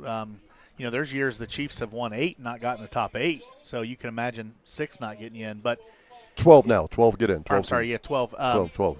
Yeah, it'll be interesting. Your little handshake, little breaker. Good sportsmanship, by the way. There's no officials here at this 7-on-7 between Bellefontaine, Wapakoneta, Ashland, Kenton, and Columbus DeSales. Good competition and good sportsmanship. That's a double win, I would say. It's been a little rainier than what I thought when we came out to the stadium today. I think Bellefontaine maybe has at least 1 game to go, and I believe it's against Columbus DeSales, I guess. DeSales. DeSales the biggest school? Well, they along with they're the only D2 school. Them in Ashland, or is Ashland? Ashland's D2. No, you're right. D2, Okay. Region 7, both of them. Okay, so we got a couple. Slightly bigger than Bellefontaine. Bellefontaine's enrollment number is probably 270, and I'd guess DeSales and Ashland are like in that 330, 350 range. Okay. We'll take another break and come pick up another game here shortly on Horvath Productions. Introducing TDH Law, your local legal experts. With decades of experience, our dedicated team is here to guide you through your legal journey. We specialize in personal injury, family law, and business litigation, offering you tailored solutions and results that matter.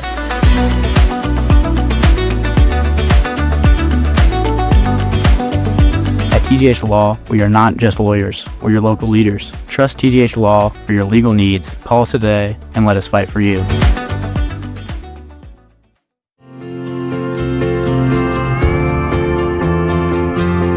This is Trey Daring at Eichholz Daring and Sanford Funeral Homes and Cremation Center. We are committed to providing professional, tailored funeral and cremation services at affordable pricing. We are part of a community of caring individuals, friends, and neighbors who consider it a privilege to serve you in your time of need. We are proud to be locally owned and operated, our family serving your family since 1903. Hey, Chieftain Nation! Let's go, Chiefs!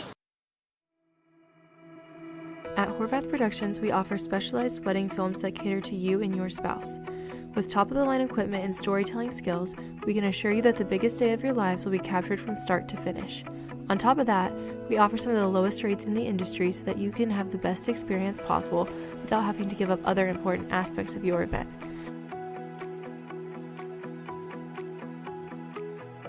Visit horvathproductions.com/weddings to see how we can make your memory. Hey neighbor, you may be wondering, what makes a community bank special? At Middlefield Bank, it's our people who care about our neighbors and take pride in sharing banking expertise for every stage of life.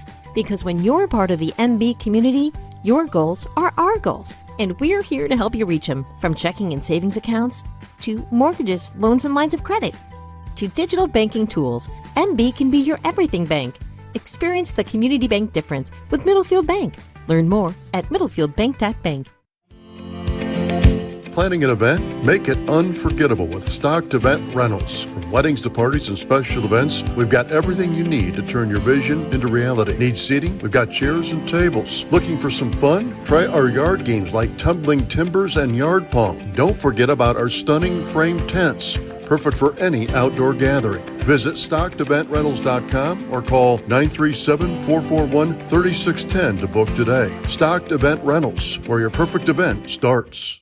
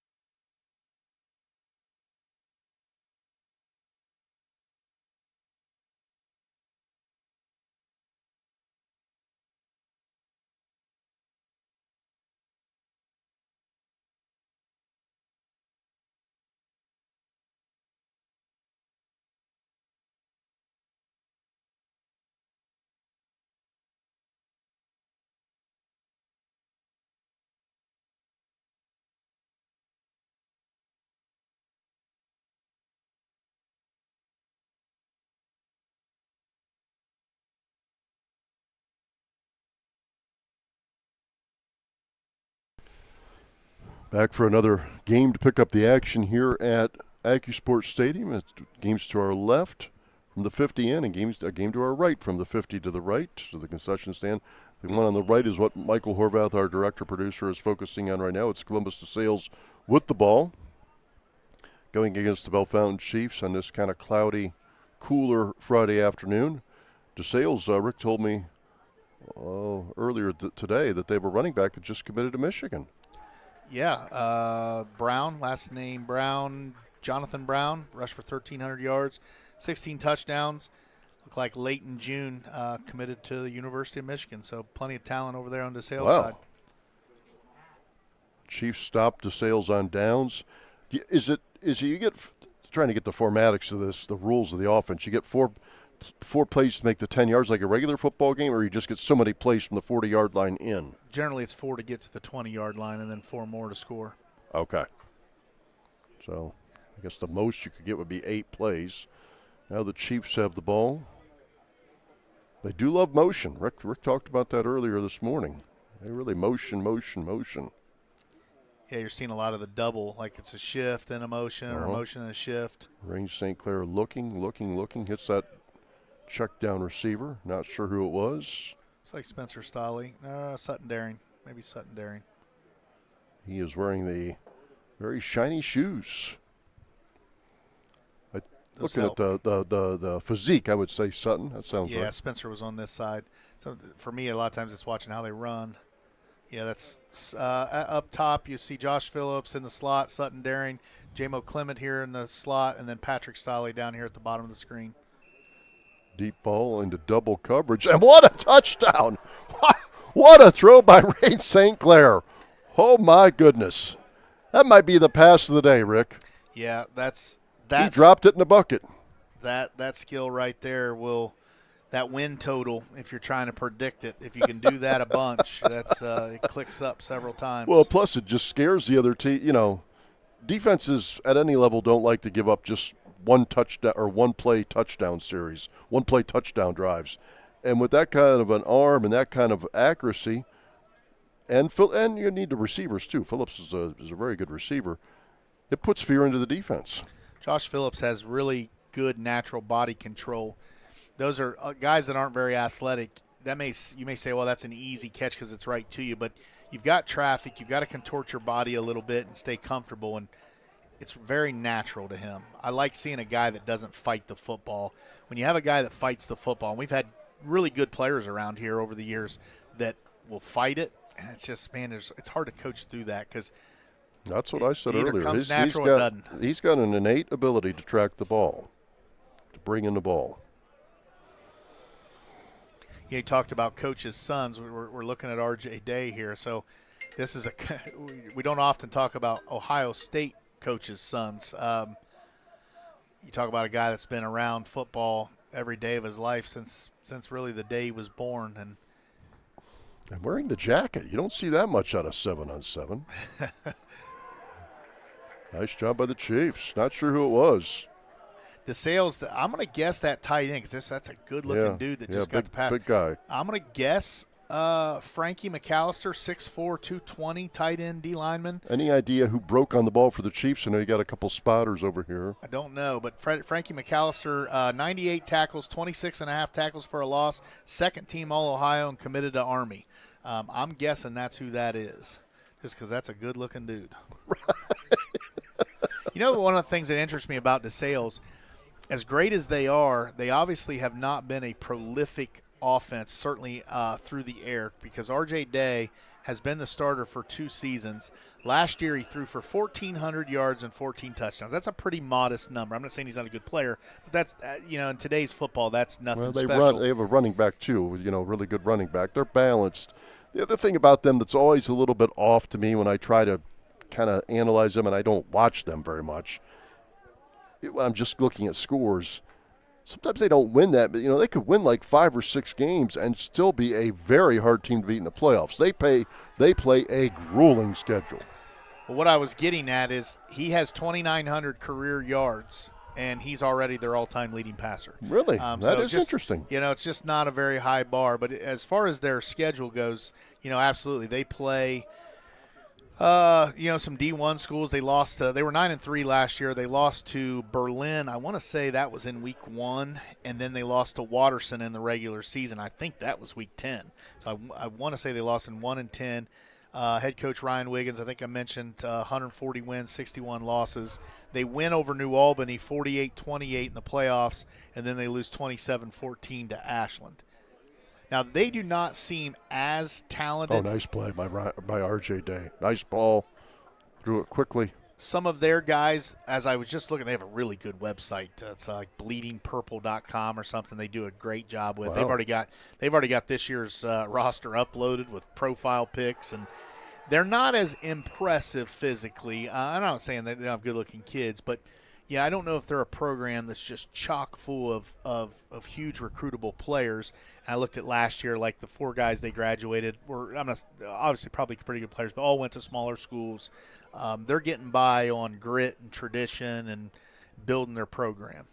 Now they do have a couple pretty recruitable ones right now with the Michigan running back, the Army tight end, and R.J. Day. Well, I know we've seen them, if you're a Beneville Fountain football fan for a long time, the Chiefs did bang heads with them in the 90s. The other thing they did kind of reminds me even of the MAC teams. They just don't have any, I would even call them average players. They have a lot of, I'll call them good players, just across the board. Maybe not big-time college players, but a lot of really good players. It's the advantage of a private school. Right, they have depth. Gets debated a lot. And they have depth. The kids that sign up to go to school there are generally serious.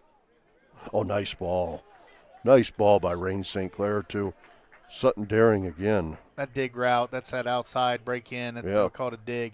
It's so tough to stop for defenses. And you got to be very accurate.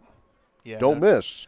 No, there's a window away from a pick. Yeah, don't miss because there's usually 2 or 3 defenders nearby. Yeah, that's why a lot of times when you have a young quarterback and you're trying to get the ball downfield, the best thing to do is just those fade routes because you can kind of teach the guy to look, if you're going to do anything, just overthrow it and it's out of bounds, incomplete. But that dig route, there's not much room for error. St. Clair looking again. Takes the check down. That's that Biff Roberts pass that would drive him nuts.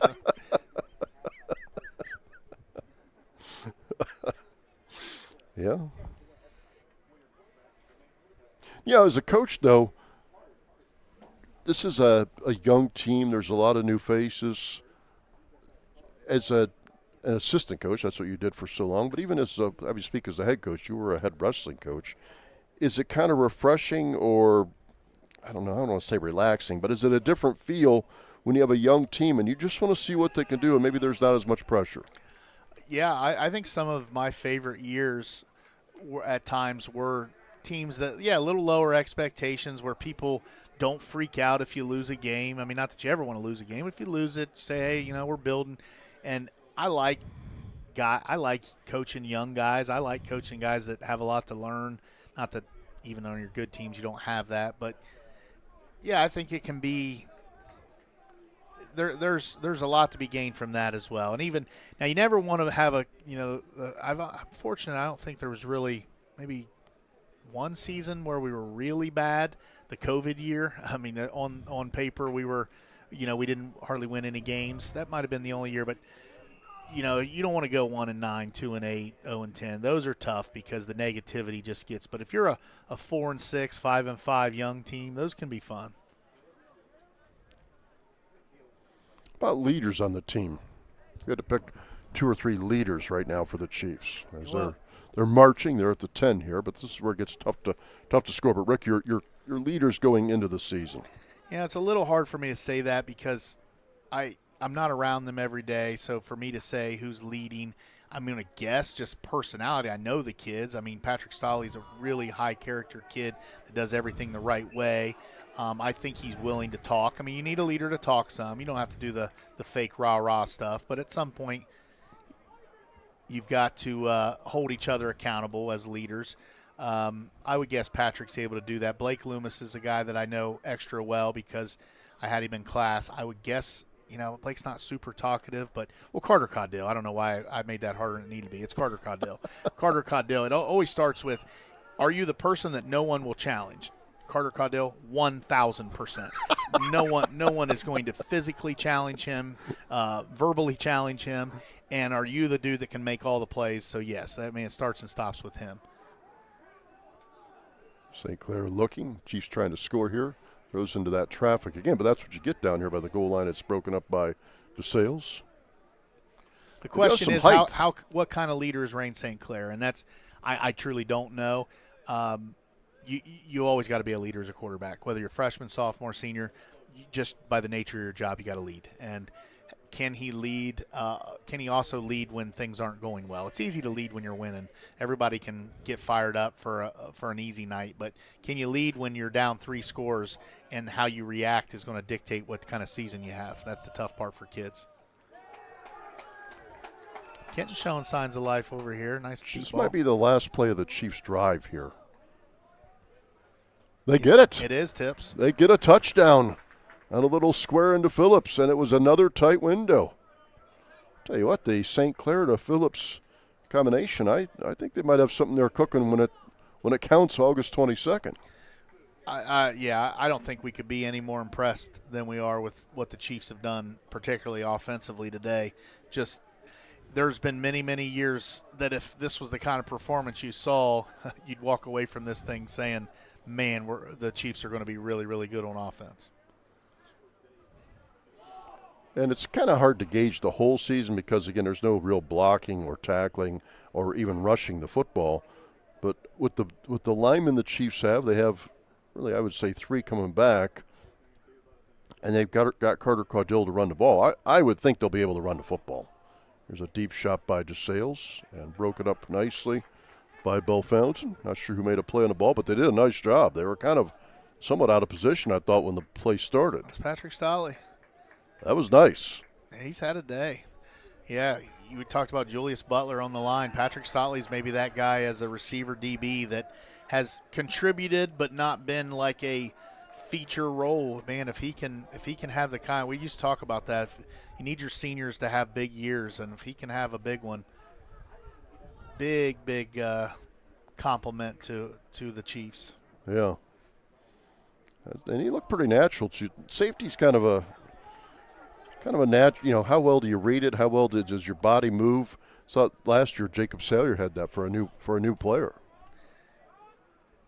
Another deep shot by Ryan Day or RJ Day into coverage, and that is a touchdown. Yeah, and that's pretty good coverage. I mean, there's not a lot to hate there. He's in the hip where he needs to be. I mean, you'd like to be a little, try to squeeze him a little bit, maybe a little more physical, get your toes on his a little more, but I don't hate that coverage. I mean, at times the Chiefs are going to be outmatched in that game just because the Chiefs seem to be a little on the higher end of smaller DBs. Yeah, and DeSales does have some height. They have some taller guys. And that's common, in football. A lot of times the tall guys play receiver and the short guys play corner. That's okay, though. The other thing that stood out to me about the Chiefs today is just how in control they seem to be. I thought going over to Ohio State, I saw a team that looked disheveled. And they had a rough day at Ohio State. I think they won one game and lost 4, and that's at the Ohio State 7-on-7. And they didn't play teams as good as these we're seeing here. And there's another touchdown. That could be a touchdown. Holy cow. It is. It's a simple sport sometimes, Tips. Well, when you got a guy that can throw it like this guy, yeah. And that's, C.J. Butler is probably, if you're counting off weapons, he's 4 or 5, but man, if you can get that guy, the guy that's maybe going to be down the list a little bit of who you target, if he's making plays, man, it makes you tough to stop as an offense because somebody's always there. Well, I'll tell you what, Rick, and you've watched thousands of hours of film. I've not seen Rain St. Clair play much. I saw him play in the second half at Indian Lake. I didn't go to the JV games. I am thoroughly impressed. He's He's fantastic. just my perception as I drove to the stadium today, kind of what I thought. I thought I'd see a good play. He's better than I thought he would be for me. Fantastic, no doubt. I had good expectations, and I'm blown away how good he's looked today. You talked about predicting the season. I don't want to overreact, but the squad I've seen out here today is going to win a lot more. We talked about low end, high end. They'll be a lot closer to that high end. Now, there's a lot of things that can happen. Right, there's a lot of other factors because you still got to stop. First of all, it's health for a couple, three guys, and you got to stop the run. I mean, that's the one thing, and it's been a bugaboo, for a while in Bellefontaine football. And outside of that really good run there towards the regional final, stopping those power running teams has been a challenge. And you don't have to be perfect at it. You don't have to be able to stop London, but you got to be able to stop the Indian Lakes of the world, the Ben Logans of the world, the Urbanas of the world that'll say, yeah, we think we can run the ball on them.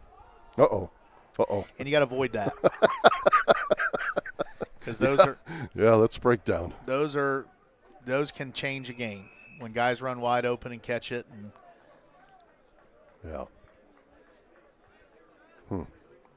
Now, when teams start on the 40 defensively, when the series starts, obviously, do they play man, zone? They mix it up? Kind of what's the trend in 7-on-7? I would say both. Some guys will stick to what they do on Friday nights. Like I said, some guys will do whatever they think they can do to get an advantage. I would say in this format with these good programs, you're going to see guys playing it more straight up and not trying to win a – now Kenton might be the one exception where that's kind of who they are schematically. They're kind of just 7-on-7 built. These other schools are probably going to play it straight. Mix and match. Sometimes you're playing zone, but you're trying to make it look like man and vice versa. You do a little bit of half zone stuff where you're zone on one half, man on the other. Sometimes you're man based on a release. There's that double shift. St. Clair looking middle. Nice ball. That reminds me of Ethan Yoder. Just Spencer Solly's ability to go into motion, sit, and then find that window. So what I assume they're telling him is you're going to do that sit-down route on the hash, and you're going to read the defender, and wherever he is, you're going to go opposite. I'm guessing they just, settle down into that window, and he's going to check down to you. Ethan Yoder ran a bunch of those, 3 or 4 years ago for the Chiefs, and it's if you got a quarterback that can put it there. I mean, that was Tavian St. Clair's sophomore season was just – putting the and freshman season too, and it was Riley Neer as Ethan left, but C.J. Wilson. Those aren't as easy as they look, though. I know last year in our Urbana game we had a guy, a film guy that I said that Tavian made a heck of a throw and it was harder than it looked, and he tried to say that it wasn't. there ain't many people. There's Oh, another my touchdown. Lord. Corner route from St. Clair to Phillips. In the perfect spot, too. Yeah. And that's a heck of a catch. It was. He knew where his feet were. I mean, yeah, I don't think we can say enough good about Rain St. Clair and Josh Phillips and Spencer Stolley and Patrick Stolley and C.J. Butler. I mean, it's been a day. Yeah, their skill guys they're better than I thought they would be. Again, it's kind of hard to tell here, but Josh Phillips, if he's there, that was one thing you talked about, consistency and just and availability. He makes a big difference. He puts a threat on the other team's defense. No doubt. There's an incomplete pass by R.J. Day against the Chieftain defense. DeSales and Bellefontaine hooked up on a good one here. It's a shootout as you watch us here on Horvath Productions in this 7-on-7 Battle at the Peak, sponsored by Ron's Pizza today. Bellefontaine started doing this last year. Is this one of those things you could see it being a tradition each July? A bunch of good teams come in here for a 7-on-7? Talked about it for a decade. We starting back with Toby Smith and then later Coach Brown. I would propose it to them and say, look, we should be doing this. We'd gone to Kenton's for quite a few years, and we knew they were making money. And I did all the math. Like, look, we can charge. And I don't think that's how Coach Brown ended up doing it, which is fine. He's focused more on the football part, which is certainly the most important. But you also can raise some funds. You can – okay. Right. I guess I thought he was down. You can charge the teams. They'll pay a couple $100, $300, but you got to get officials then. You can charge to get in, maybe not a bunch, a couple bucks at the gate. You hit the concessions hard. You invite more teams. You make it a day. You maybe do a trophy. Obviously the existence of Tavian St. Clair and some of those skill guys made it easier to get people in. Yeah. But now, it's once you get established, then that doesn't even matter. Absolutely. I think it could be here to stay, and people start to look forward to it. And if you treat people right, they'll keep coming back year after year. Now, it's going to be tough to get this kind of quarterback talent. Yeah. R.J. Day looking. Chiefs touch him up, and he's down. I've been thoroughly impressed with the Chiefs skill guys, though. They are considerably better than what I had in mind. And three of their best players are not playing today. Correct. Two. Crew Brandenburg's kind of a new, but I think he's going to be a good player. No, he'll be a solid rotational guy. He'll give Carter Caudill breaks. But Carter's going to have to take time off. Caden Folk not playing today. Carter Caudill not playing today. So, well, you could argue Carter Caudill and Caden Folk are the Chiefs' two best players. That's two guys that have been through the ringer. And yeah, they're not out there now. Again, we don't know for these other schools who's here and who's not. Right.